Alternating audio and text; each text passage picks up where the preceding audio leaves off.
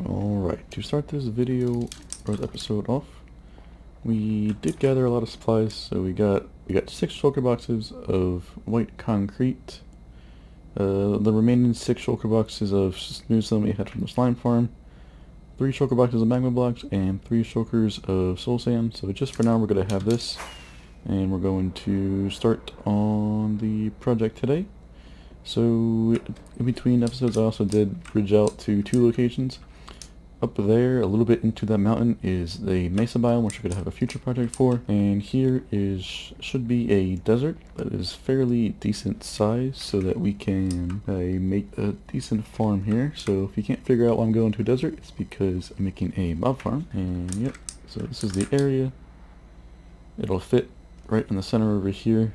I'm also going to go pretty high in the sky, since we're not going to light up everything else here as well. So we're going to go pretty high, and yeah, that's going to be our mob farm. And the reason why we're in the desert is because we get less zombies, but more skeletons and creepers, which is what I want, because I want this for a bone meal. Ideally, I would have built this near the tree farm itself, but getting in the desert gives me higher bone meal rates, so it's worth it taking the trip over here and then transporting it back to the tree farm area. But yeah, so this is the design we're going to be going with. It is Mango's shift-in floor. Now this will probably break, but we're going to use it for now while we can. And yeah, as you can see, it is shift-in floor with the soul sand alternated with the full blocks. So that's why we did need 3 shulker boxes of soul sand, 3 shulker boxes of magma blocks for the whole floor down here, and then we're going to need to get rails and do all this stuff over here. But yeah, this is nothing. This is fairly cheap, besides gathering all the soul sand and everything. But yeah, this should be a simple project. We're going to do the storage, and we'll see where we get from there. So yeah, I tested this. It was around about, I think, at what lowest I could possibly make it was running at like 40,000, 46, 50,000 an hour. So we'll see how it is at the top. So it is a very frame heavy, just because the pistons aren't optimized at all. So we'd be more than 64 blocks away from the farm. So we're probably going to build it fairly low and have our AFK spot at basically the top as high as we can go. Just so I found that when you're further away from the thing, it tends to smooth your frames out. So we're going to figure out how to get this on-off switch further away from the farm, so I don't like crash my game trying to turn it on and off.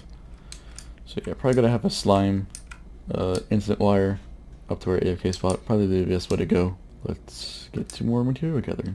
Alright, so a lot of time has passed, and this is what we got. A full shulker box of observers and a full shulker box of pistons. So we need basically all of these for the top platform, since we're using a shift-in floor. And if we look at the top next layer, you can see basically it's all observers. So that is why we need so many of them on both sides. So, and each side is 64, so you can just see how many there are. Plus we had to use a bunch of them down here as well. That was 4 stacks down there.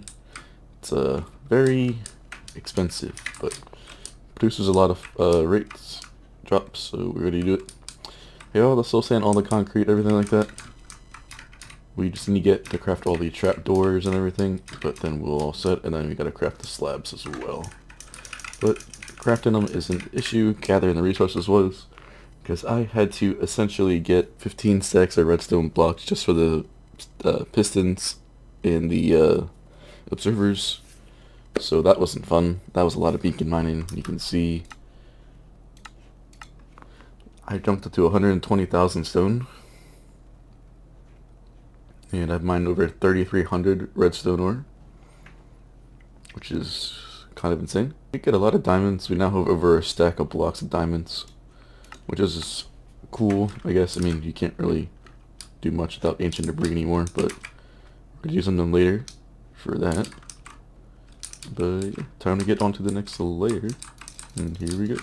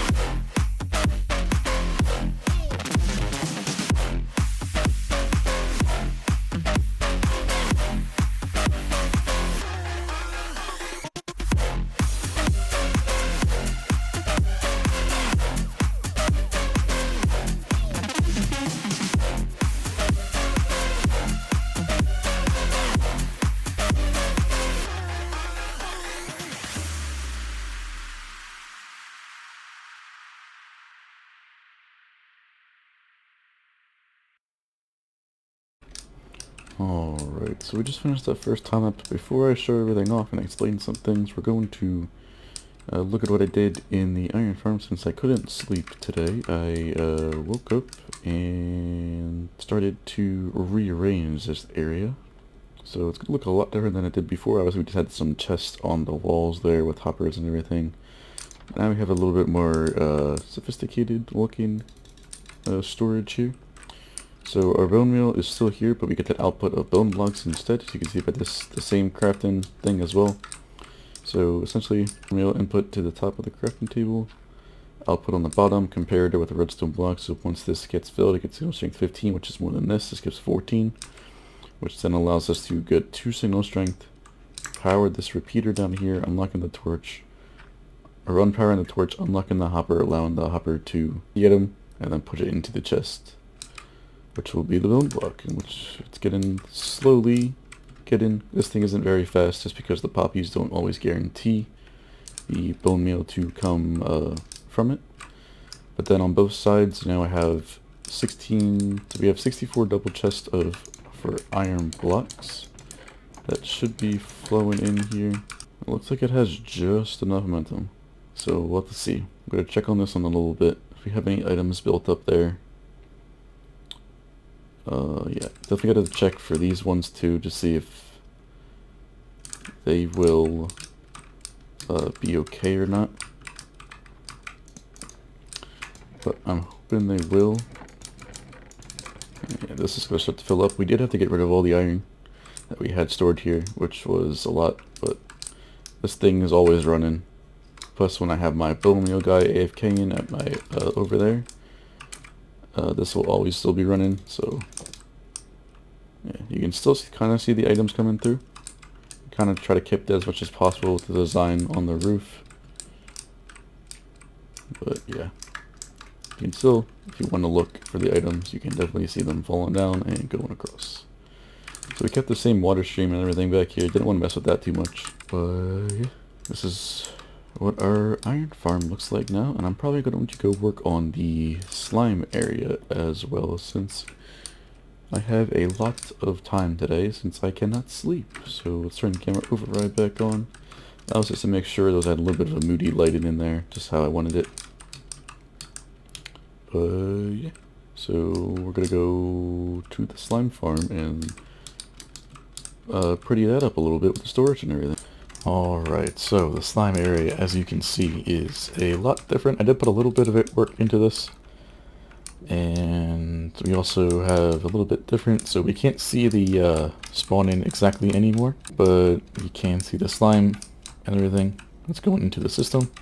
Now I do want to eventually pretty up there with this down here, so like move this onto the walls up there. But on the back wall, that is the furthest. It basically would be right onto the slime farm itself, so I didn't pull the trigger on that yet, but I do want to eventually. But I like having the glass up here so you can see the redstone in action. So as you can see by now, we do have multiple item elevators. So basically what's going on here is we have from left to right, we have 1, 2, 3, 4 going into 1, 1, 2 going into 1, 1, 2 going into 1. And it's opposite, same way, except opposite side.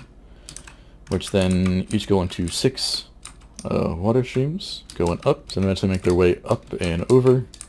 So each one gets its own crafting bench, but there were some times where we had this one completely filled, so we'd take the extra and put it into this one. But then if that one gets filled, we take the extra and put it into that one. So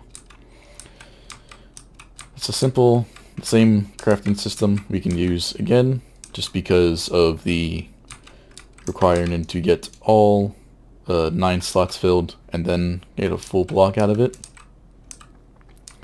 And then all those drops are transported to this single dropper right here, which then go up, down, get aligned, and then go into the storage right here.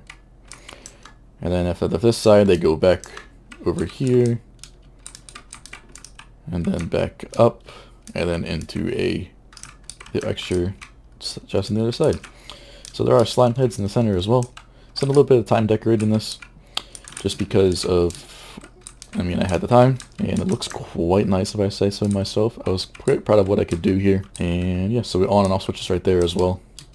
That goes up to here, which sends a signal to send the minecarts off instantly, but then also sends a signal over to here to push this redstone, tick this redstone block over here, thus powering this redstone torch, keeping both hoppers locked so that no items can be transferred in between, which keeps their minecarts here.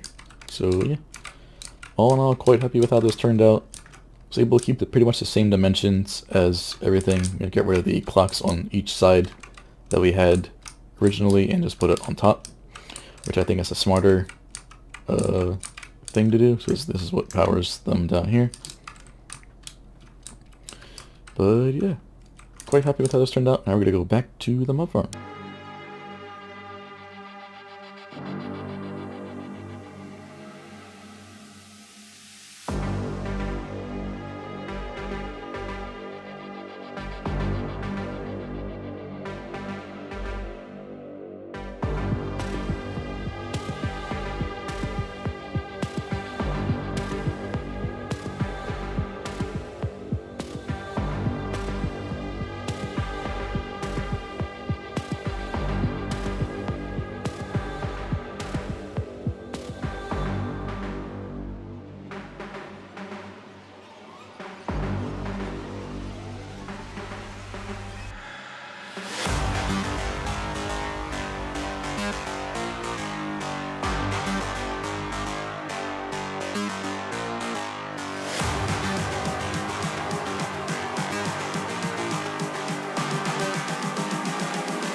Just calling to say I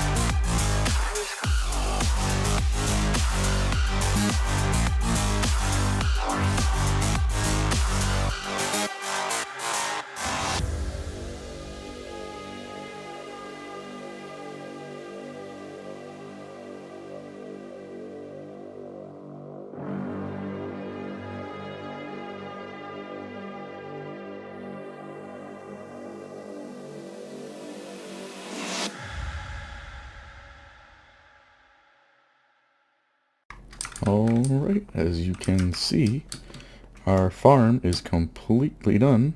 All we need to do is put the minecarts in, and then have an item transport up to the top. We're AFK, which we're going to have our storage right by our AFK spot, instead of being down here. Just think it would be cooler in the end to have it up top with us, just like we do at the Guardian farm. We take the drops, put them on top, and that's where we would have our portal in the top, or our AFK spot. Since if we put our AFK spot up higher, yes, it would reduce our rates, but it would mean we don't have to like light out everything we do with the slime farm. Just because there's a lot more things in this area that would need to be lit up. I think it's better just for the simplicity to go up into the sky and put it there, just because we don't even have a perimeter, and this is going to be fast enough as it is. So yeah. So what's going on here? Let's explain a little bit of this. This is just a simple hopper minecart. We're going to put these guys in. They'll be all on these powered rails right here. And when we turn the farm on, these all get shut off, and then when they come back, they collect drops from on top of the magma blocks, which get put into the dropper, which get read by the comparator, creating unpowering this torch, creating a loop. So there's supposed to be rails here we didn't put in yet. I forgot about those. I do believe there's supposed to be rails there. Actually, let's check. Actually, there is not supposed to be rails. So I think, yeah, it gets powered by QC here, quasi connectivity, if you don't know what that is. It basically is a Java edition thing where it can power like this. And yeah, so this makes them work that they're all individual. None of them get activated by the one next to it. And these get shot out into the water stream here. And with this simple technique, we can make sure that all the drops make it across with one Y level. They'll end up around about here. We'll probably take them to the center of the farm and take them up there, just so it looks a little bit better. Because I want to do some decoration around this thing, and having that in the center would probably look a lot better than having it on one of the corners. So probably just redirect the water, not too difficult, and then just take it up. And then the farm itself is controlled by the central clock, which we're going to take move the input from right on this concrete block all the way up to our AFK spot, just for ease of access. And this is a clock that will shift the floor back and forth. So once this repeater gets powered, the sticky piston extends, creating or powering the powered rail on the top floor, which sends it across. And so we can see the piston on the right here will fire, pushing the floor over here, but then after 2 more observers, this floor will get pushed back, which will essentially make the mob fall through the floor. And then once the mob gets to the next floor, we then shift that floor, and fall to the bottom, and then get to the next floor, they fall to the bottom, and all the way down. So they can spawn on all 3 platforms, and every single mob will get out of the area, which is why we have this simple observer clock tower right here, which just transfers the signal downwards after a little bit of delay, allowing the mob to completely fall to the next floor and then to the next one. So it's like sort of efficient, and it's not as efficient as it could be, obviously, just because some things do work a little better based off mob detection, not a clock. So, but this is relatively fast for the amount of effort you put in. Obviously, the trapdoors is one of the main things that took me forever. Let's look at the times used for trapdoors. 17,000 trapdoors. Yeah, pretty much all the trapdoors I've crafted I had to place. So 17,000 trapdoors went into this, about 10 shulker boxes of trapdoors. So yeah, it's quite a lot, but honestly, it's going to be worth it because we need the bone meal, gunpowder. Rotten flesh isn't really needed, but I mean, I guess it's a side product, so I built it in the desert, so we get less rotten flesh, more bone meal, and more gunpowder, which are the main things we're after. Bone meal for the tree farm, and any other farms that will require bone meal. And the gunpowder for rockets, maybe some TNT if we ever need a lot of it. So yeah, this mob farm is done. Now on to the storage up above. Alright, so I know this isn't going to be too impressive of a storage, but I wanted to put a bit more into the decoration this time instead of all about the amount of storage we can get. So I did theme it a little bit around the biome that we're in, which is a desert. So as you can see, we have the desert colors and everything. So sandstone, red sand, a couple of leaves, cactus, stuff like that. And yeah, so I'm decently happy with how this turned out. I think it could be a little better, but I just want something that will work for now. Obviously, you can see it's like one-sided, so everything that you can actually see from in here is decorated, but if you go outside of it, there's absolutely nothing. And yeah, obviously we're going to have hoppers and sorters and everything behind this, but I don't really need to do that. I know how to do those. This is just so I can have a general idea of a schematic for how big it's going to be. So yeah, we come in, we got the little bit of a floor here with the orange carpet to hide the sea lanterns. If you could actually see them, but yeah, there are sea lanterns underneath the carpets, as you can see there. And then to distinguish what goes where for drops, we have a husk 8x8 pixel art over here, creeper, and skeleton, so this will be bones, gunpowder, and rotten flesh. Yes, it's not the biggest of storage, it's only 32 double chests, but 32 double chests of anything of these mob drops is way more than what we'll ever need besides the bones.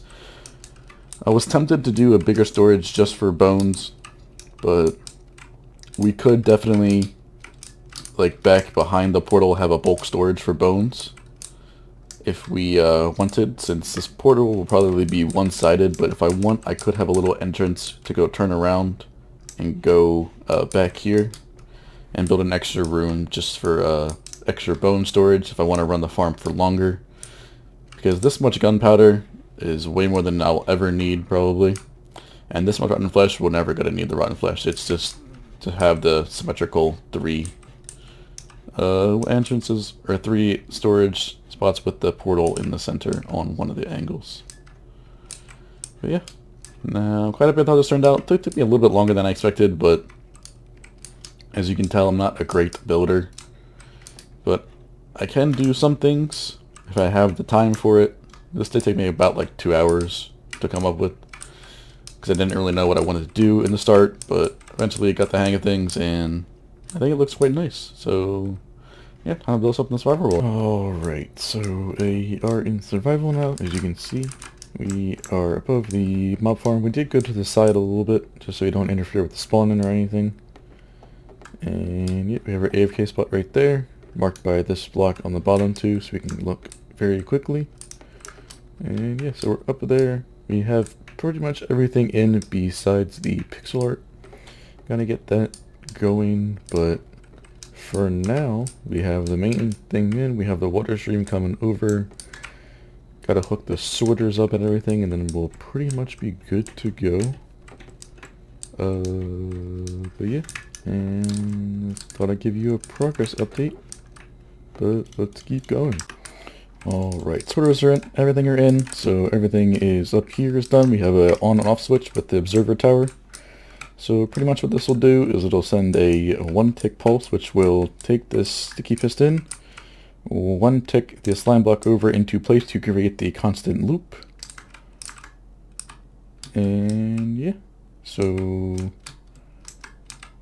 that will create the loop. And then we flick the lever on again, which turn the lamp off, which will send another signal down, and eventually turn the farm off by disassembling the loop like it is right here. So we're going to test this because all of our sorters are in, and a water stream will then end on a cactus. If anything doesn't get collected, so like arrows and everything like that will not be stored. We do not need that many arrows. We honestly don't need the rotten flesh, but we might as well have some of it just so that we have the sake of symmetry. And then we're going to do the pixel art. To end the episode off, we'll have the pixel art done, and we'll see how everything looks together. But yeah, let's turn the farm on. Hopefully I don't crash, since we should be far enough away to where my frame should not completely drop to 0. And yeah, let's see. Let's go out further so we don't interfere with my frames.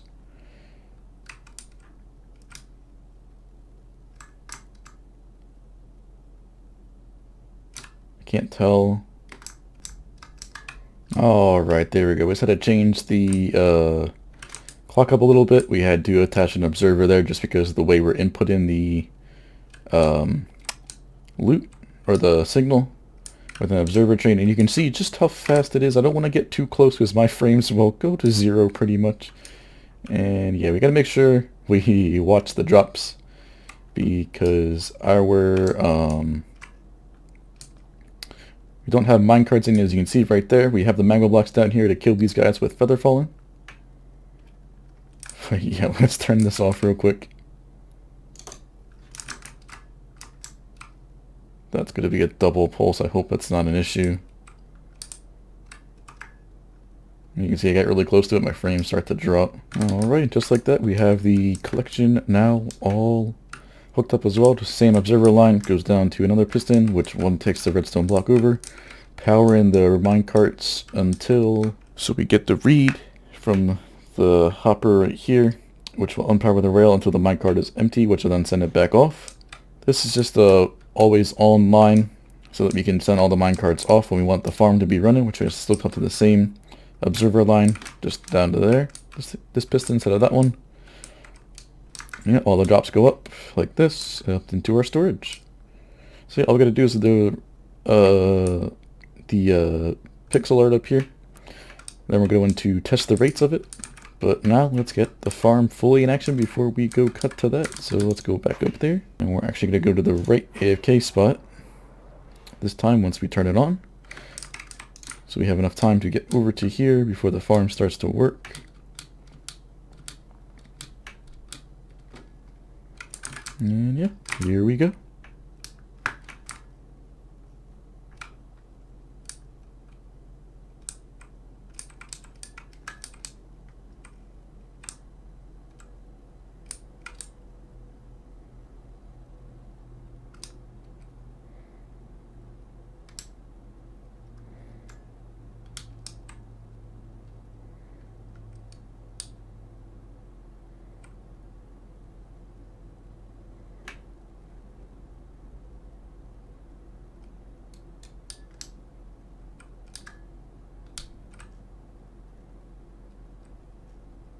Alright, there you go. Farm is perfectly working.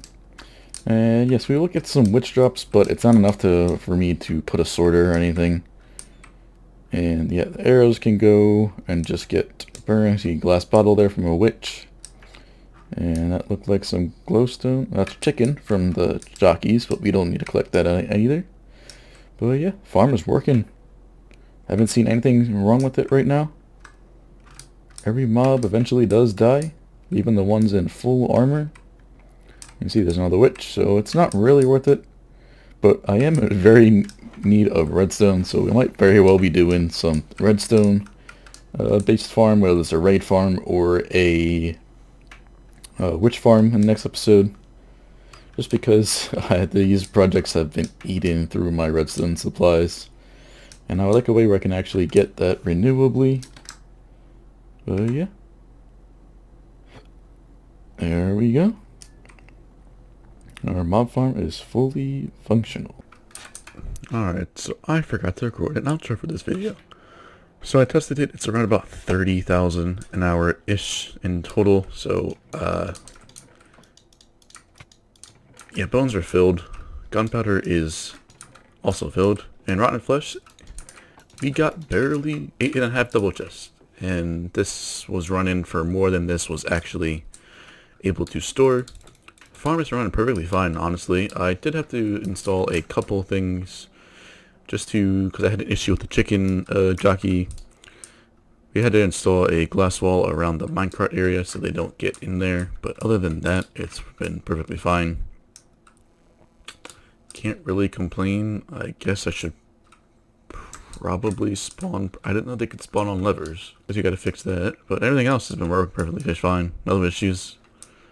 Nothing at all. But yeah. So yeah, I wanted to record the outro just because I didn't record one. And I want to do that before the video is out. Obviously, you should probably have an outro on pretty much every video. But yeah, make sure to like, subscribe, all those sorts of things, and I'll see you in the next one.